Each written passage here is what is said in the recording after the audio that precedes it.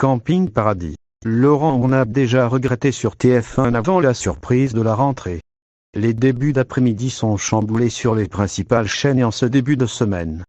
Tandis que les fictions américaines ont pris la relève de Camping Paradis sur TF1 et que les magazines de France 2 ont relayé les Jeux Olympiques après 2 semaines de compétition, France 3 a procédé à son tour à un changement le mercredi 11 août 2021 en rappelant un cas pour 2 à la place du renard.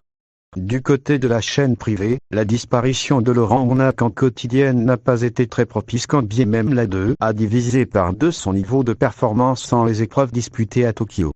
Depuis le début de la semaine, le long métrage et les téléfilms ont séduit une moyenne de 1,27 million de Français et 17,3% d'entre eux devant la petite lucarne entre 14h10 et 15h45.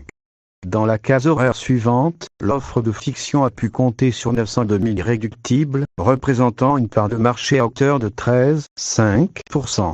Camping Paradis plus fort que les téléfilms en milieu d'après-midi. Les épisodes de la série coproduite par Jean-Luc Azoulay ont fait preuve d'une belle résistance durant les 2 semaines de confrontation avec les JO du lundi 2 au mercredi 4 août 2021. Les 6 aventures amenées par Tom Delorme, le directeur du camping, ont successivement réuni 1,57 million puis 1,33 million dans les 2 cases horaires, correspondant à des parts d'audience s'élevant à 16,3 et 15,3%. Alors que les fictions américaines se poursuivent en quotidienne après le 13h de TF1, Camping Paradis se maintient à l'antenne en prime tous les lundis soirs.